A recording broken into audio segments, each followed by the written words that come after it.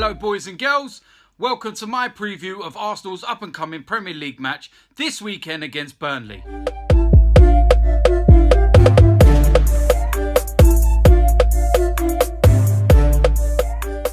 So we got back to winning ways last weekend with a very comfortable 4-0 victory away at Swansea. Olivier Giroud, Alexis Sanchez and two very fortunate own goals were enough to seal the 3 points. But this weekend it's back to the Emirates against a team that are absolutely awful on the road this season, Burnley. They are currently 10th in the league, they've won 8 games, they've lost 11 and drawn 2. They have 26 points this season and 25 of those points have all been at home.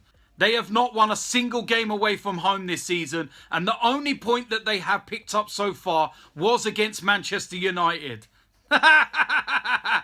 Without fail, Man United have got to be the laughing stock somewhere, haven't they? Let's just hope that that comment doesn't come back and bite me in the arse this weekend. Again, with a lot of these lower league teams, the problem is scoring goals. Their top goal scorer is Andre Gray with 5. They have only scored 23 goals all season and they've conceded 31. So again, it's pretty obvious where the problems lie. We have already played Burnley this season and it took a stoppage time winner from Koscielny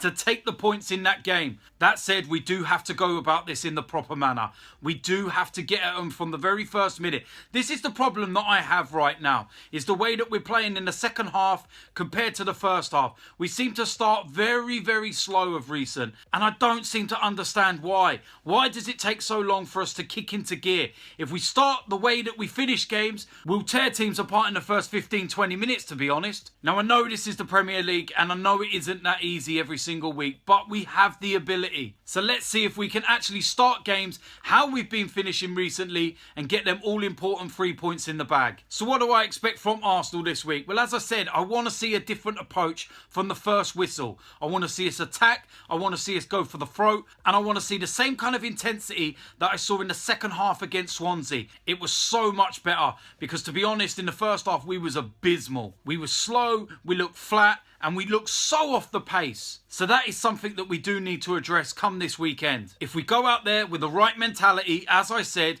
then we will win this game very comfortably, in my opinion. Burnley are poor away from home, as I've already stated, and if we get an early goal, I feel that the floodgates will open in this one. But as I always say, even though myself I am very confident with a comfortable victory, we do still have to be careful. They're a Premier League team and they are dangerous and they can cause us problems.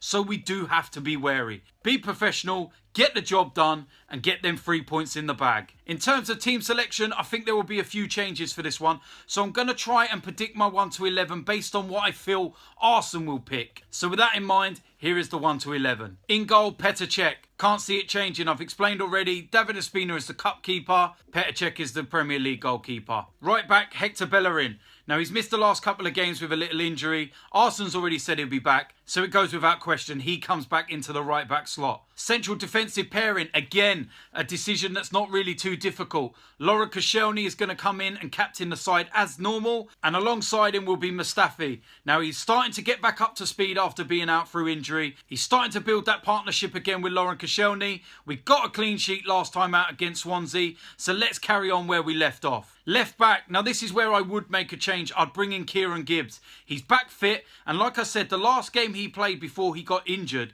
he was one of the best players on the pitch. I feel that right now he is pushing Monreal for that starting position, and with him being back, I feel that he deserves a run in the team. So for me, I will go with Kieran Gibbs at left back. In the central defensive midfield area, I feel that this is where he may make a few changes. I can actually see Xhaka coming out of the team for this game and maybe getting a break. Now, I heard Charlie Nicholas say yesterday that they should be selling Francis Coquelin. I'm sorry, Charlie. I loved you as a player, but you've been drinking one too many sherbets, mate. Francis Coquelin has been one of our best and most consistent players of 2016. He's back from injury and I feel that he will start this game. So Francis Coquelin will come back into that central midfield role. Alongside him, Aaron Ramsey. Now, since he got his goal against Preston, I've been very impressed with Aaron Ramsey. He started cutting out that sideways backward stuff. He's starting to get a bit of confidence again. And I feel that Arsenal will not take him out of the team right now. Like I said, he's growing in confidence. And I think the best thing to do right now is to just keep him playing. Let's try and get the Aaron Ramsey that we see for Wales playing for Arsenal. So next to Francis Coquelin, I will have Aaron Ramsey. On the right-hand side of midfield, Alex Iwobi. Now, for me, he was man of the match against Swansea. He was causing all sorts of problems out there. That is what we want to see from Alex Iwobi. He was unlucky with the 2 deflected goals because he was the one that was actually involved with them. The second one, yes, I can see why it's been given as an own goal. But the first one, I thought may have been given to him. On the left-hand side of midfield, Alexis Sanchez. Do I even need to explain why this guy's in the team? No, I do not. End of story, Alexis Sanchez. In the number 10 role, Mesut Ozil. Now, in the second half against Swansea, there was a little bit of a change. Now, I don't know whether Arsenal made this change or whether the players took it upon themselves to make this change. But Mesut Ozil seemed to drop back a little bit deeper, more in the role that Santi Cazorla plays. And he started to pull the strings. Aaron Ramsey moved further ahead in the number 10 role. And the way that they were interchanging and playing together was absolutely brilliant. So we're going to have to keep an eye on that one to see if Ozil sticks to that number 10 role or whether he starts interchanging with Aaron Ramsey again. Now up front, Olivier Giroud. I will say it again. I still believe Alexis Sanchez is our best player to be put up front. He causes the most problems. But right now, as I have also said, when you've got a man scoring the kind of goals that Olivier Giroud is, you cannot take him out of the team. You've just got to let him play and see how far it takes him.